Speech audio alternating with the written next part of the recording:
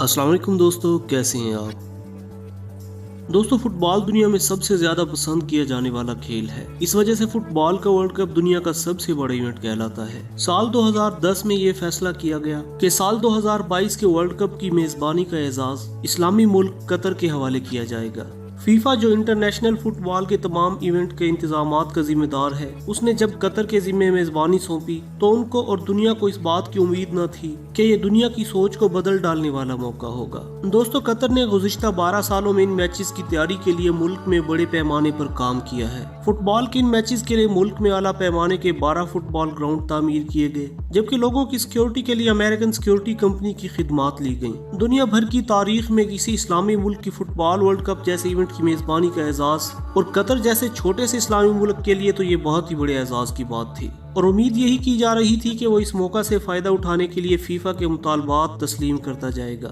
लेकिन गुज़िश्ता दिन जब वर्ल्ड कप की इफ्तिताही तकरीब का इनेकाद किया गया तो दुनिया के इस महंगे तरीन इवेंट के आगाज ने ही दुनिया को हैरान कर डाला। दोस्तों, प्रोग्राम का इफ्तिताह एक माजूर नौजवान से करवाया गया। कतर वर्ल्ड कप का इफ्तिताह गानिमुल मिफ्ताह नामी नौजवान ने तिलावत कलाम पाक से किया, जो 5 मई 2002 को कतर में रीढ़ की हड्डी की ऐसी बीमारी के साथ पैदा हुए थे जिसके सबब उनके जिस्म का निचला हिस्सा बढ़ नहीं सकता था। गानिम कारी होने के साथ साथ एक मोटिवेशनल स्पीकर, एक कारोबारी शख्सियत और एक समाजी शख्सियत भी हैं, जो दुनिया भर के माजूर अफराद को मुफ्त व्हील चेयर फराहम करने के लिए जाने जाते हैं। फीफा वर्ल्ड कप की मेन स्पॉन्सर कंपनी, जो कि सारे इवेंट में 75 मिलियन अमेरिकी डॉलर खर्च कर रही है, इस कंपनी को कतर हुकूमत ने वर्ल्ड कप के दौरान अपनी प्रोडक्ट फरोख्त करने की इजाजत नहीं दी, क्योंकि ये कंपनी बियर और शराब फरोख्त करती है। जबकि कतर की हुकूमत ने फीफा की इंतजामिया को ये वाजे कर दिया है कि शराब इनकी सकाफत से मुतसादिम है, इस वजह से खुलेआम इसके इस्तेमाल और फरोख्त की इजाजत नहीं है। अगर किसी को इसको पीना भी हो तो अपने होटल के कमरे या मुंतखब जगहों पर ही पी सकते हैं। दोस्तों, वर्ल्ड कप जैसे अहम मौके पर कतर इंतजामिया ने मुल्क में मौजूद तमाम मसाजिद की तज़ीन और आराइश करके उनको इस खूबसूरती से सजाया है कि सयाह इनको देखने की ख्वाहिश में मसाजिद तक आएं। इसके अलावा इन मसाजिद में इंतहाई खुशलहान मौज़िन का तकर्रुर भी किया गया, जिनकी अजान की आवाज सबको अपनी तरफ खींच लेती है, और इस बात का खुसूसी एहतमाम किया गया कि अजान की आवाज फुटबॉल ग्राउंड में भी सुनी जा सके। कतर ने पूरे मुल्क को फुटबॉल के मैचेस और आने वाले सयाहों के लिए बहुत ही खूबसूरती से सजाया है, और इस सजावट के लिए हर जगह पर खूबसूरती से तहरीर करदा कुरानी आयात और अहादीस लगाई गई हैं, जिनका तर्जमा भी दुनिया की मुख्तलिफ ज़बानों में मौजूद है, ताकि आने वाले अफराद को इस्लाम का तारुफ करवाया जा सके। फुटबॉल की तारीख में ये पहली बार हुआ है कि ग्राउंड में नमाज और वुजू के लिए अलहदा से जगह मुख्तस की गई हैं, ताकि नमाज के वक्त लोग मैच के दौरान भी नमाज अदा कर सकें।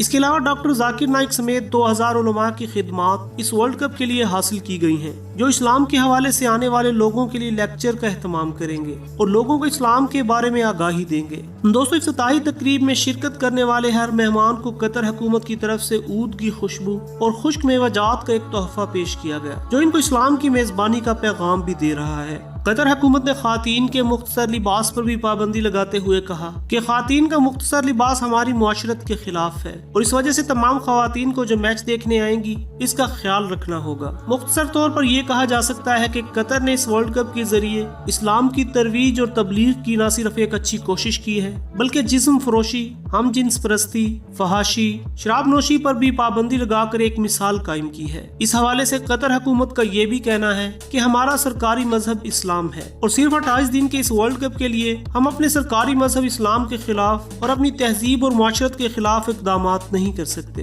दोस्तों, कतर ने दुनिया भर में इस वर्ल्ड कप के जरिए इस्लाम की तरवीज और तबलीग की एक मिसाल कायम की है। अल्लाह ताला कतर हुकूमत को इसका अजर अता फरमाए। आमीन।